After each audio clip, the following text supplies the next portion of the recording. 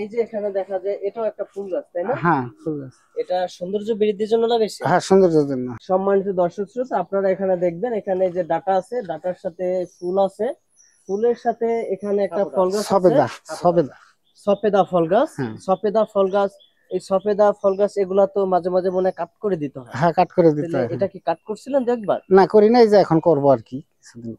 এটা তো দেখা যায় যে ফলন ধরছে, সফেদা ধরছে দেখা যায়। দর্শক আপনারা দেখুন, গাছ লাগানোর মধ্যেই কিছুদিনের মধ্যে ফলন ধরছে সফেদা গাছে।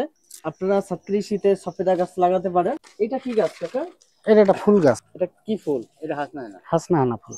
রাস্তায় গ্রামে হয়। আর এটা? এই ফুলটার নাম জানি না। এটার নাম জানি না। ভালো সুন্দর। এটা ফুল গাছ। দর্শক দর্শক আপনারা আমাদের সাথে থাকুন, আমরা ছাদ কৃষি সম্পর্কে আরেকটু দেখি এবং জানার চেষ্টা করি। এই যে এখানে লাগাইছেন, এটা কি গাছ? এটা হলো পুঁই গাছ। পুঁই গাছ। পুঁই গাছ লাগানোর কারণ কি আপনার? পুঁই গাছ নিজে খাইলাম, সবাই খাইলো, হইলে সবাই দিয়ে দিলাম। এই যে যে গাছ হয়, এই গাছটা এভাবে সাইটা দিতে হয় মাঝে মাঝে? হ্যাঁ, মাঝে মাঝে সাইটা দিতে হয়। ছাটেন কি দিয়া? কাঁচি দিয়া? কাঁচি দিয়া, হ্যাঁ। এটা কি গাছ? পেয়ারা? এটা পেয়ারা গাছ। এটা পেয়ারার নাম বলতে পারবেন? কাজী পেয়ারা। কাজী পেয়ারা। এটা কাজী পেয়ারা। এখানে দেখা যাচ্ছে পেঁপে গাছে পেঁপে ধরছে, মোটামুটি ফলন ধরছে, এবং এই পাশেও পেঁপে গাছে পেঁপে ধরছে দেখা যায়। দর্শক একটু খেয়াল করলে দেখবেন, ছাদ কৃষির কিছু সিস্টেম আছে এবং প্রত্যেকটা সিস্টেম মেনেই তারা আমরুজ গাছ আছে। এটা আমরুজ গাছ। আধুনিকায়নের মাধ্যমে তারা ছাদ কৃষি করছেন। এটা কি গাছ? আমরুজ গাছ। আরমুজ গাছ। আরমুজ গাছ লাগাইছেন কতদিন হয়েছে? এই মাসখানি। 1 মাস। এটা আশা করা যায় এবছর ফলন ধরবে, তাই না? হ্যাঁ। এখানে এই যে ডাটা দেখা যায়, লাল শাক দেখা যায়, হ্যাঁ। এবং এখানে আরেকটু সামনে যে আমরা দেখি আর কি কি আছে। এই যে এখানে একটা কাজী পেয়ারা লাগিয়েছে। হ্যাঁ। পেয়ারাটি মোটামুটি দেখতে সুন্দর লাগে। এটা কি গাছ লাগাইছেন? এই যেটা, এটা একটা শরবত গাছ বলে এটারে। ওই যে ওইটা শরবত গাছ বলে। এই যে এটা, এটার নাম কি? যে এটা অ্যালোভেরা। অ্যালোভেরা দিয়ে কি করে? এটা ওষুধি কাজে লাগে। ঔষধি কাজে। কি কি ঔষধ বানায় বলতে পারেন? এটা বলতে পারলাম না, কিন্তু ঔষধি কাজে। চুল মুল পড়ে গেলে এগুলা দেয় অনেক, আবার শরবত খাওয়া যায় এগুলা থেকে। হ্যাঁ, শরবত খাওয়া যায়। চুলের রোগ হলে, হ্যাঁ, চুল পড়ে গেলে চুলে দেয় মাথায়। অন্য রোগ কমে, অনেক রোগ কমে।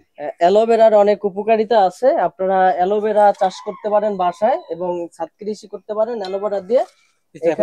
এখানে আমরা দেখতেছি আরেকটা ধাপে লাগানো আছে পুঁই শাক।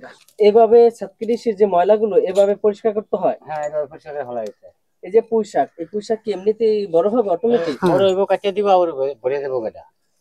এই যে কাকা, এই ছাদ কৃষি সম্পর্কে আমাদের দর্শকদের কিছু বলেন আপনি। এটা করতেছি, সাথে কোনো তো ইয়া নাই, খালি পড়িয়ে দিছে। মানে দেশে তো মনে করো জায়গা জমিনের সমস্যা, সাথে পড়িয়ে দিছে জায়গাটারে মাটি ভরিয়া অনেক উপকারিতা আছে। দেহের মতন সৌন্দর্য। আপনারা সবাই ছাদ কৃষি করলে ভালো হইব, সুন্দর হইব, অনেক ফল ফলাদি গাছ লাগানো যায়। কাকা, যারা ছাদ কৃষি করতে চায়, যারা ছাদ কৃষি উদ্যোক্তা হতে চায়, তাদের উদ্দেশ্যে আপনি কি বলতে চান? এটা করেন ভালো, সবাই খাইতে পারে, নিজেরা খাইতে পারে, কিনা লাগে না, আত্মীয় স্বজনরা দেওয়া যায়, হইলে সুন্দর দেখা যায়। ঠিক আছে, আপনাদের জন্য শুভকামনা রইল, শুভ প্রত্যাশা রইল। আপনারা এই ছাদ কৃষিকে অগ্রসর করে বাংলাদেশের মধ্যে আপনারা স্বয়ংসম্পূর্ণ করেন, শাকসবজিতে ভরপুর করেন, এই প্রত্যাশা রেখে আপনাদের থেকে বিদায় নিচ্ছি। ভালো থাকবেন। সম্মানিত দর্শক শ্রোতা, আপনারা যারা ছাদ কৃষি করতে চান অথবা আপনাদের যাদের ছাদ রয়েছে তারা ছাদ কৃষি, আপনারা যারা ছাদ কৃষি করতে চান তারা এই ভিডিওটি ফলো করতে পারেন অথবা আপনাদের স্থানীয় কৃষি কর্মকর্তার সাথে যোগাযোগ করতে পারেন। আপনারা আমাদের সাথে যোগাযোগ করতে পারেন। সূর্যোদয় বাংলা মিডিয়ার সাথেই থাকুন, পাশেই থাকুন।